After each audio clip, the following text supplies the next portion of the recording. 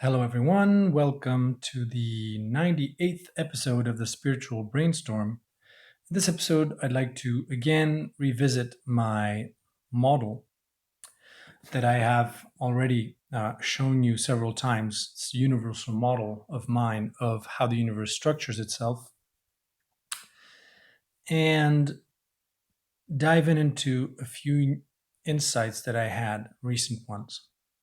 So, um, as you can see, like here, the universe structures itself into these various hold-on structures, um, and the number of the structures is really important. But also, there's a relationship between the macro and the micro. But let me go into a fresh sort of graph so that I can show you. Um, so basically, you start from something that is beyond concept, which is a singularity beyond any word that you could find in the human vocabulary, which splits into two. And of course, that which is beyond concept doesn't really matter. But the start from, I mean, the most important question to understand why there is something rather than nothing is to ask the question, what cannot not exist? And of course, the answer is nothing cannot not exist.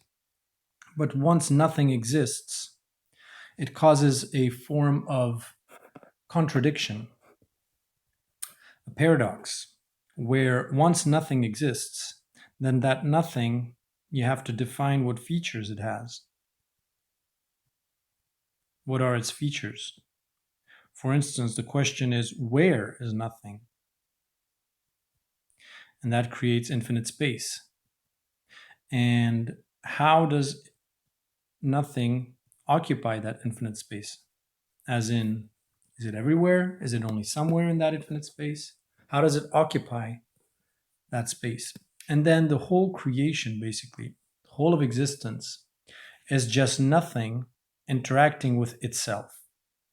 Of course, I'm not going to go into the details because I've explicited that in other videos, but let's just say that nothing and everything, or infinity, are two sides of the same coin, which are interchangeable because they alternate infinitely fast, in the sense that nothing interacting with itself creates in a vibratory form everything as a pure potential. And then that pure potential, because it's perfectly symmetrical, cancels itself out. When you look at infinity, you can just split it down the middle and it looks like two waves of opposite phase where it basically cancels itself out. So now, so you have this split between zero, let's say, and infinity. Now, let's just say that there's this universal consciousness that streams through these 2 points. Now, there is a descending stream and an ascending stream. And right in the middle, as I've said before, is life, or the living cell. And I'll tell you just how important the living cell is in a minute. And the way it is structured is a kind of a mirror. Like, from nothingness, you first start with vibrations. And as a mirror to that, when infinity structures itself down from infinity, you have multiverse. So the multiverse is made of vibrations. Then stepping down again, or stepping up again from vibrations, you have photons, light. This is sound, or the famous Om in Buddhism. From stepping down from the multiverse, you have universe. So universes are made of light. And you could say that this is the universe is as kind of a mirror where life is at the middle. And this happens simultaneously. Like when from nothingness you have vibrations, the universe has to find a strategy. That's what I call it. To solve the problem of perfect symmetry and superposition. The strategy here is photons, which is, in my view, the primordial black hole in a torus, as a torus, which wraps vibrations around itself in a toroidal fashion. You add spin or torque to vibrations, and so you delay perfect symmetry for time. So basically, the universe creates time between this infinitely fast switcheroo between nothing and infinity. And that's where the universe kind of springs from. Then stepping down from universe, you have galaxy. Oops. Stepping up from photons, you have subparticles or quarks, basically. Now, maybe I'm skipping a step, but I think this is because some subparticles are quarks, like electrons, others are made up of quarks, but I just put that kind of in the same bag. Then stepping down from galaxy, you have solar system. And stepping up from subparticles, you have atoms. And then don't forget again that these two are linked.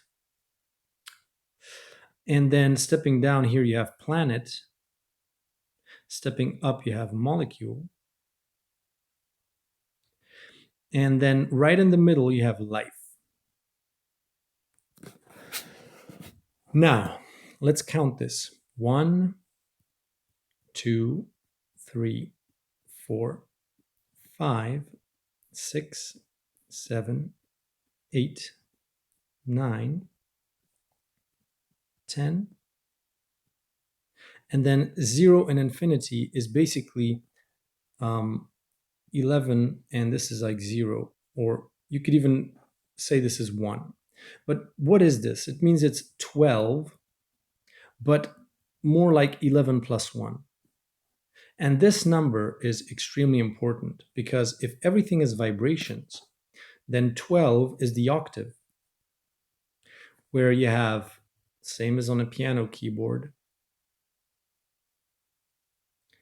I'm so bad at drawing, I hope I won't mess this up.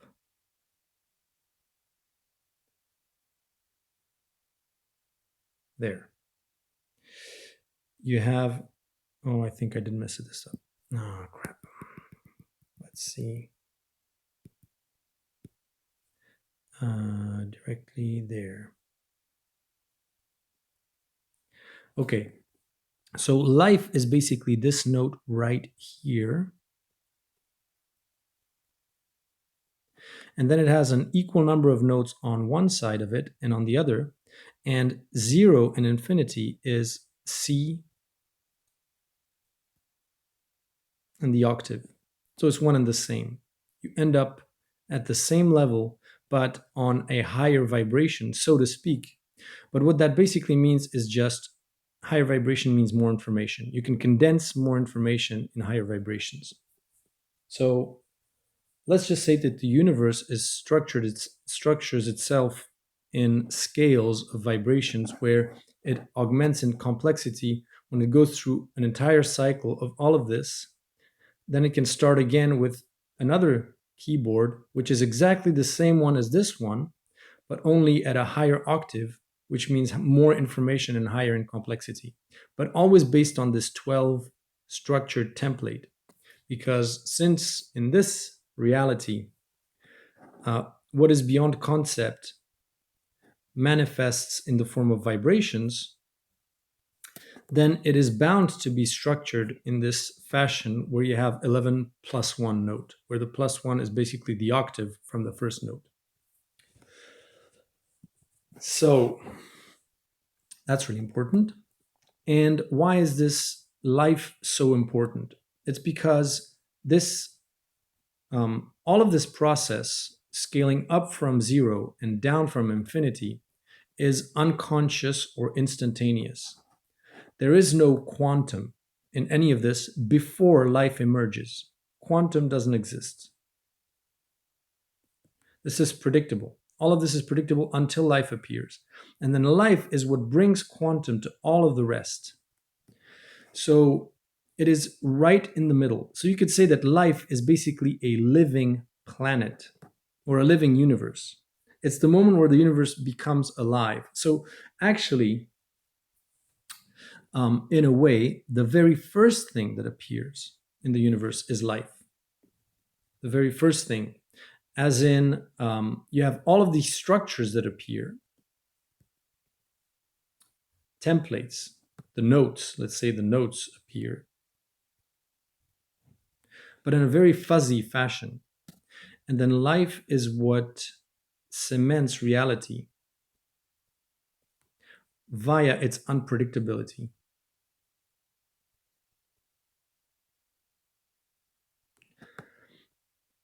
Because it's this blend between infinity and zero, perfectly right down in the middle, and then the universe then becomes more and more complex from there, expanding simultaneously in all directions. And so I've given this metaphor before, but think of a focus of a camera, the focus effect of a camera. It doesn't happen from left to right, from right to left. It happens simultaneously everywhere. And so you may think of life as the only thing that exists, and that its experience with itself, like for instance, when you have the first living cell, when it creates mitosis, it copies the entire universe around itself, everything. And then everything interacts with everything via life. So it's like two universes that interact with each other, and every strata, every layer of the universe gains from the experience between the interactions of life with itself. So the way that cell interacts with this cell then informs or influences how photons interact with between each other, and how subparticles, how atoms interact with each other. And it's basically a simultaneous kind of process where everything informs everything else. Then suddenly atoms receive new information, or photons, for instance. They start interacting with each other, and the information of their interaction then also permeates to all the other levels. And so the universe, far from expanding in a linear fashion, expands more like a bubble, growing, where time expands. And so you may think that, in the Bible, in Genesis, for instance, God created the universe in 7 days. Actually, all of these things appeared instantly. Life is the first thing that appears, as in it creates time. The other structures appear instantly because you could say that time here flows infinitely fast between. Here, I'll put this because it's clear. Time flows infinitely fast, scaling down from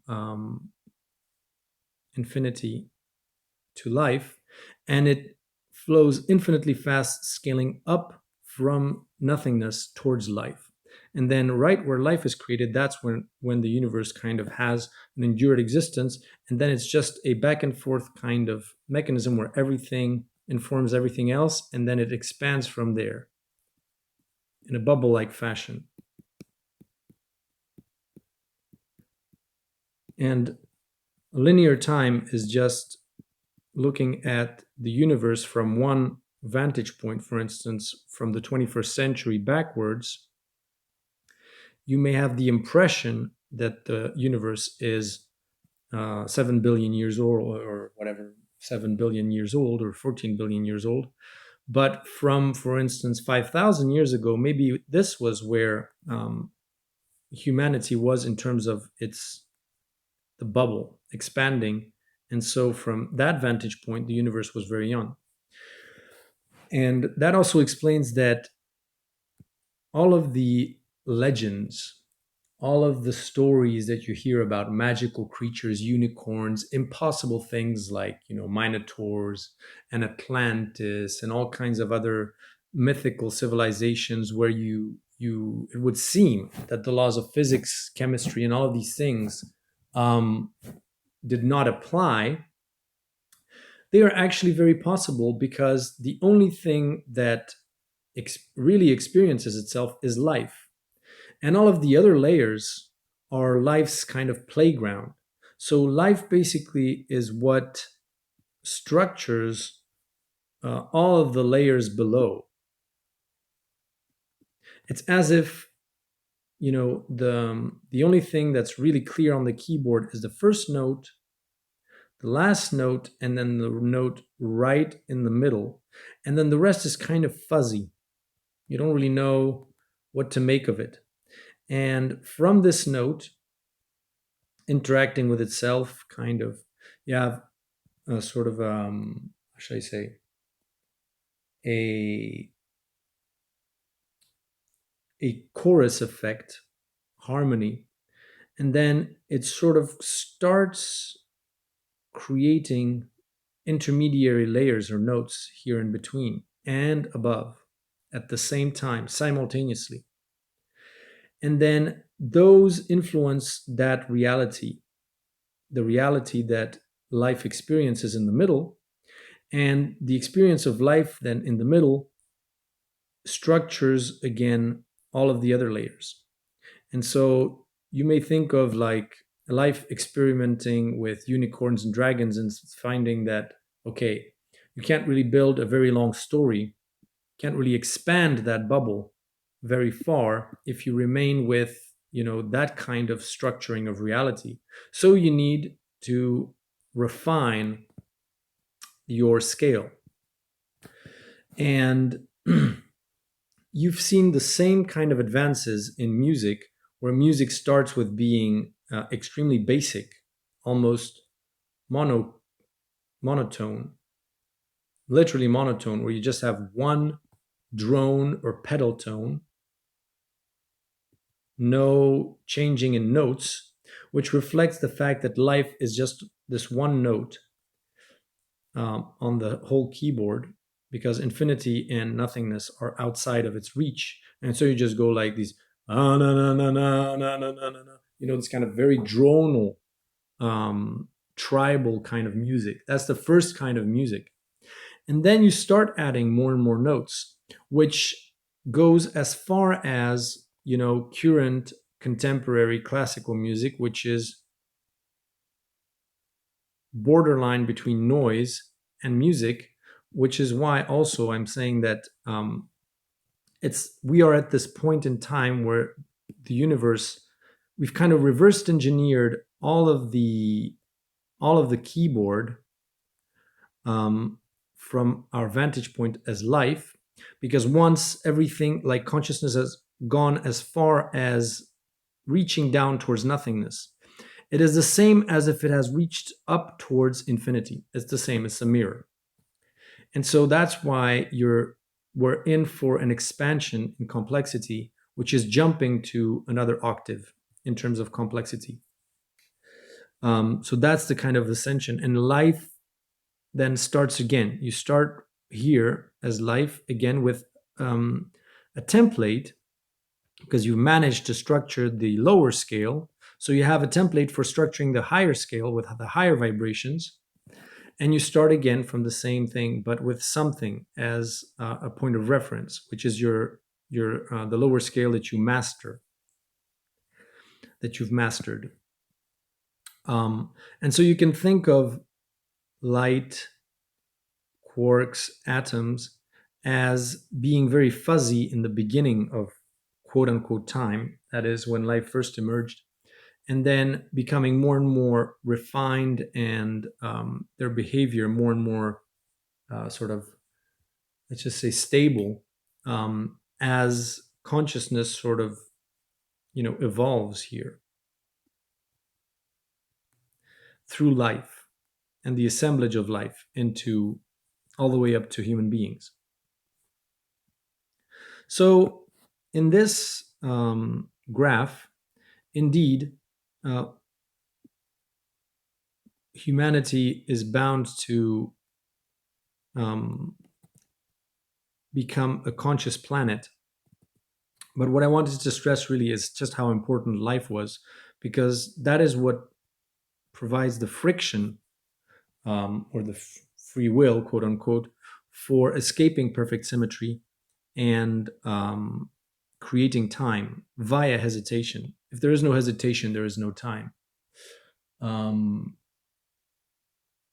what else did I wanted to say? Um,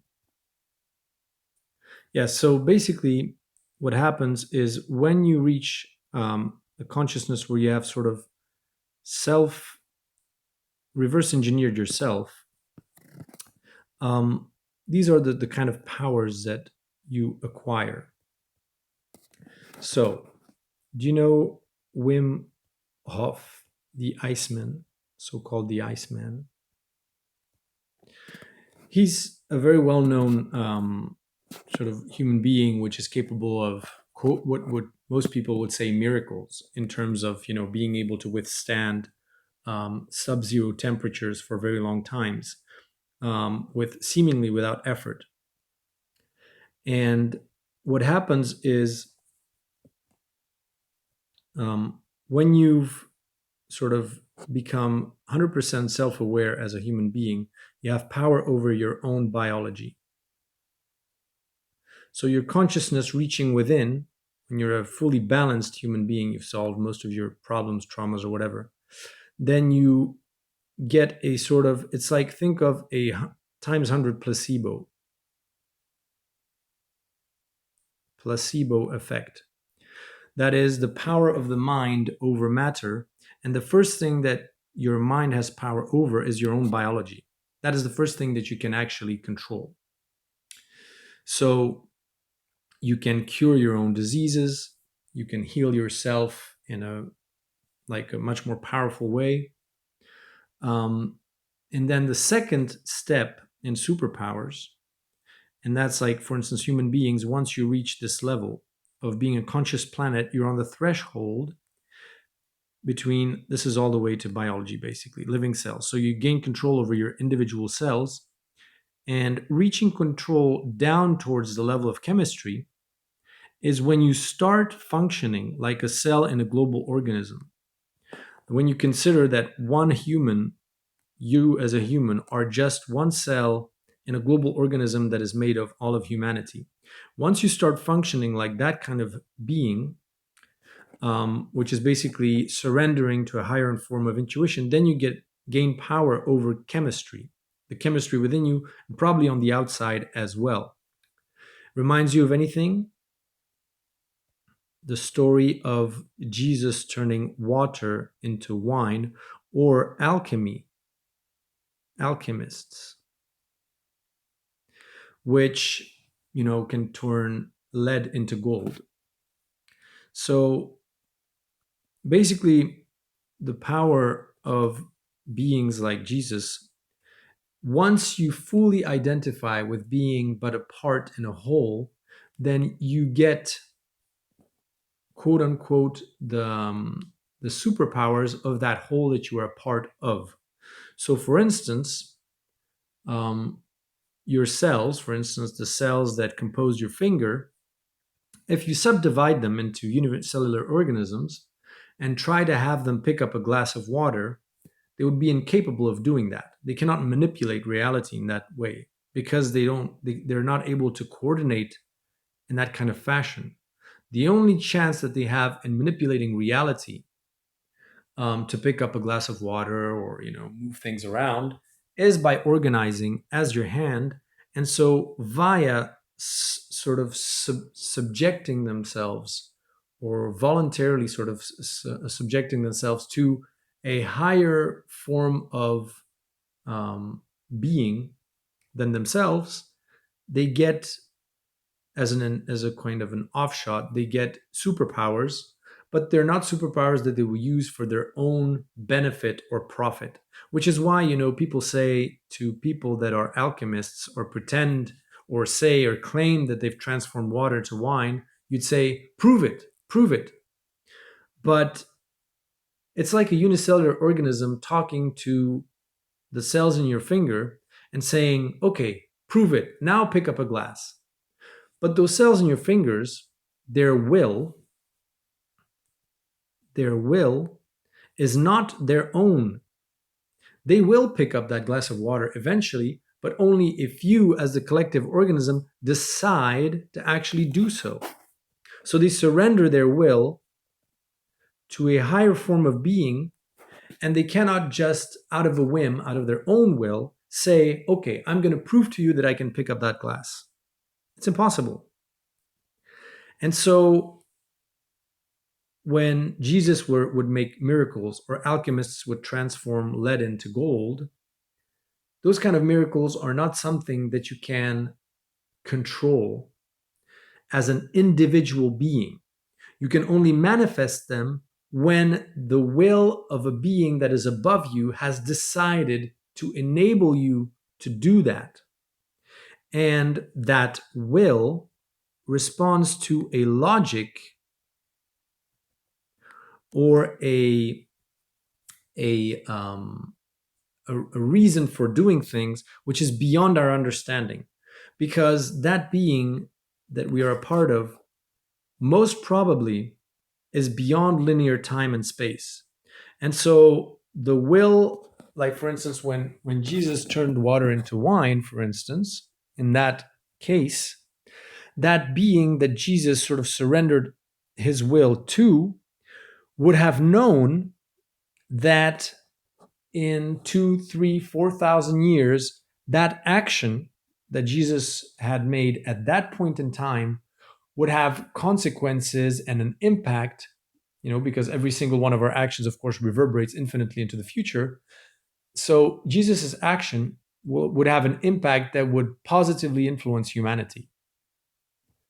And from our limited vantage point, as humans that are still in a level of consciousness where we don't recognize that we're part of a global organism or a being, it's impossible for us to understand that or recognize it. You can recognize it theoretically, but it's really difficult because when you have conversations with people, they'll say, well, how can that be true? Look at what all the horrible things that Christianity did, and the Inquisition, and the religions wars, and all kinds of other things. Well, of course, because you only see the reverberations of Jesus' actions until this vantage point right here. You don't see the reverberations 2,000 years into the future. So it's like saying, for instance, a kid, you look at a kid, he burns himself on the stove, millions and millions of cells from its hand die, and then the descendants of those cells say, well, look, that stove and that burning, of those cells, it had a terrible impact on that kid, on our collective organism. Millions of people died, millions of individual cells died, because those individual cells would not have the knowledge or the perspective of knowing that, for instance, that experience of that toddler burning his hand on the stove prevented him from, or made him cautious enough not to jump into the fire, or have more severe burns somewhere into the future. So that's the problem with our limited vantage point as independent human beings that are not yet fully, that do not fully sort of subject themselves to a higher will or a higher power. And it's pretty easy to understand. For instance, if you're in the savannah, you as a being, you're there, you see a lion 100 meters away from you, and you see a tree 30 meters away from you, which you could easily climb on. You send an injunction, a signal to every single one of your cells to start working really, really hard so that you run the fastest that you can to climb on that tree. Now, from the point of view of your cells, there is no lion. They don't understand the concept of lion. They don't understand the concept of space. And you, as a being, are actually projecting yourself into the future. You are exercising precognition from the perspective of your cells. What you're doing is precognition, basically. You are basically, as a being that is superior to them in your level of consciousness, you are instantly projecting yourself into the future and calculating a sort of probability within a few milliseconds, saying, okay, if I stay here and all things considered, I have a 99% chance of being eaten by that lion, which will not be necessarily very beneficial for the well-being of the cells that are part of me. So I know that my only meaningful chance of survival, that 1%, is to put them through a very um, let's just say, stressful and painful ordeal, which is to have to suddenly run and for a few seconds to reach that tree and climb on it, which is not very. I don't think it's very pleasant for your cells, for your muscles, for your body.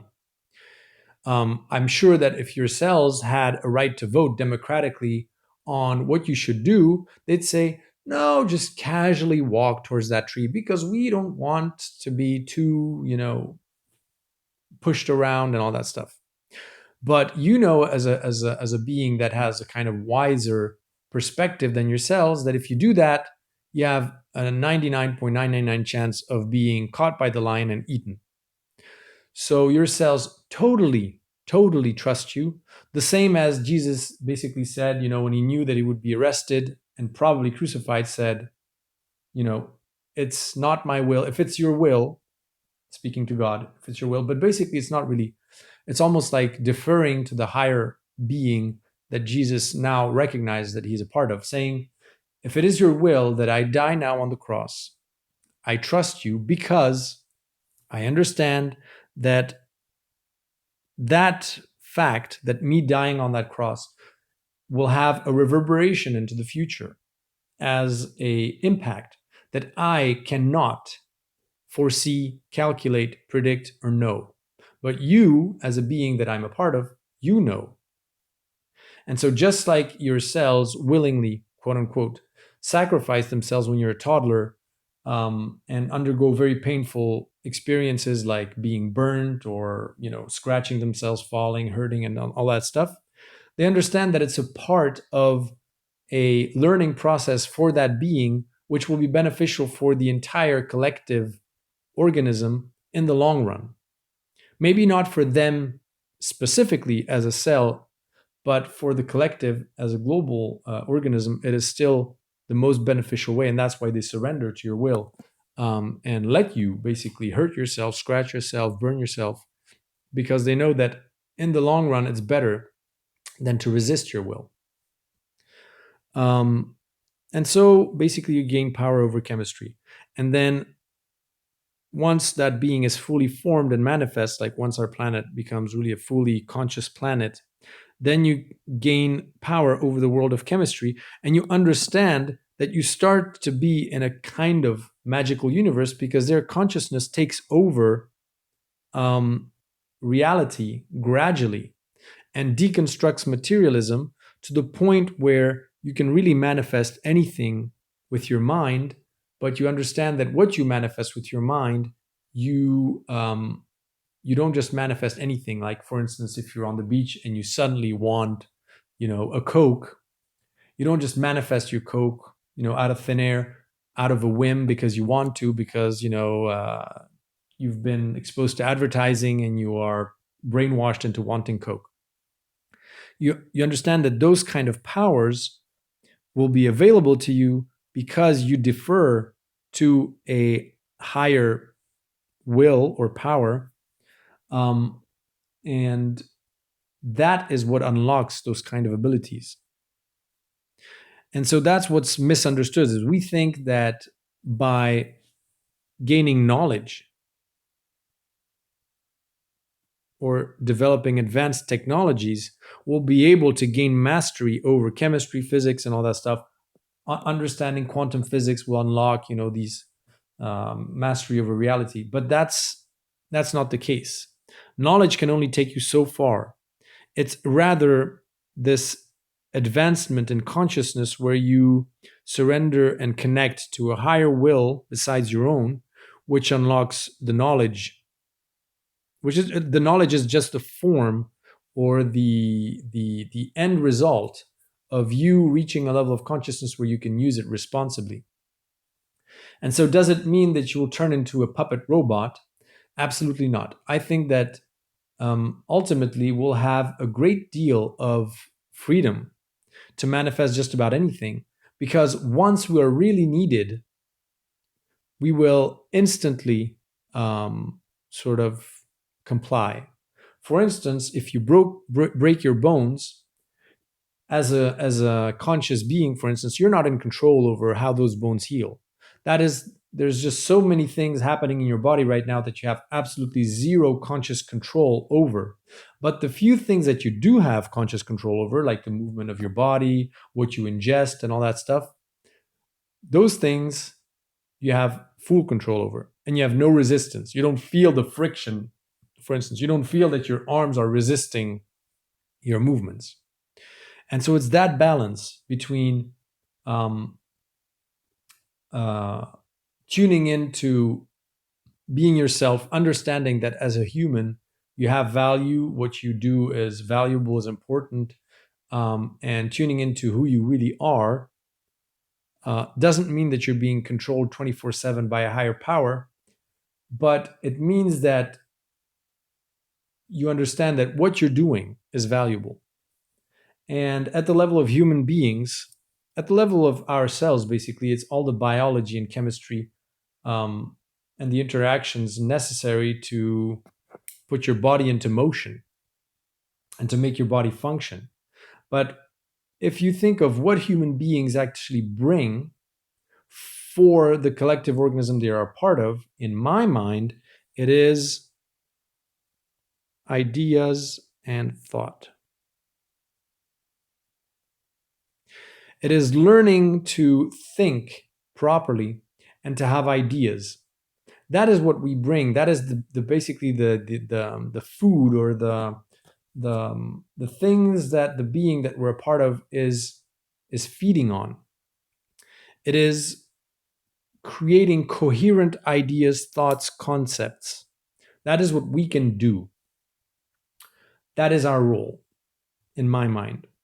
Because like I said before in my previous videos, the human is the bridge between biology, the world of biology, and the world of pure thought, pure ideas, pure concept.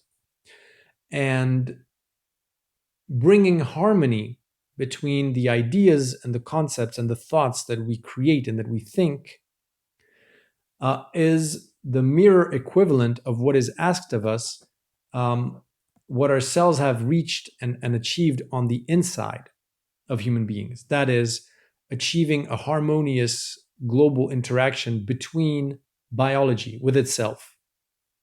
So all of the cells that compose our body are in a harmonious relationship with each other. And they each have a place. Like, for instance, if you take the bacteria that is in our gut and you put it in our heart, it would die. And so we have produced a lot of ideas, a lot of thoughts, a lot of concepts. And you can see that right now they are in a very,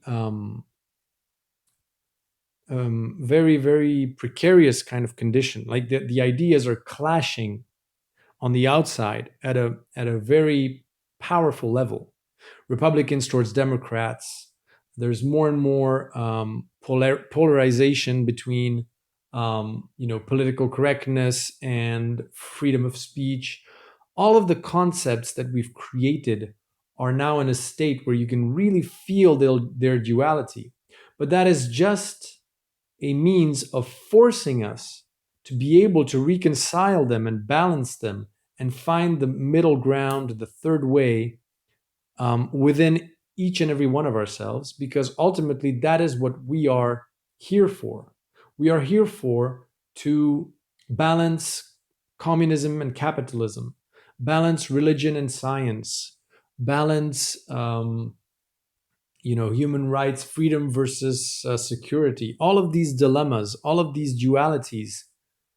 We are responsible for balancing them and creating a way where they can coexist peacefully, in arranging those ideas in a way that form a coherent whole that is not fighting with each other. That is what we can do at our level.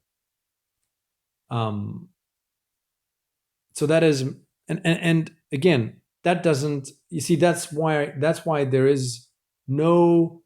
If that is all that is asked of us, then it doesn't mean that your day is basically controlled by a higher power and it tells you when to wake up, what to eat, what to do, blah, blah, blah. Actually, you have a tremendous amount of free will of what you want to do, where you want to go. You want to go to the beach, go to the beach. You want to go there. But within your thoughts and the ideas and the behavior that you display, that is what needs to be fully 100% under control, because the rest is free. It's a free for all. You can do whatever you want, but you cannot create a unbalance, or think in a quote unquote dualistic and opposition kind of way, where you're trying to disprove somebody else's idea, or attack someone, or prove somebody wrong, or fight for your ideas, or whatever. That is the same as if your individual cells try to impose their biological will upon another cell, saying, well, I want to have control over how much energy I draw, and we call that cancer. Or I want to choose which cell I attack, and we call that a autoimmune disease, for instance. That is what your cells have to surrender to at their level, at the level of biology.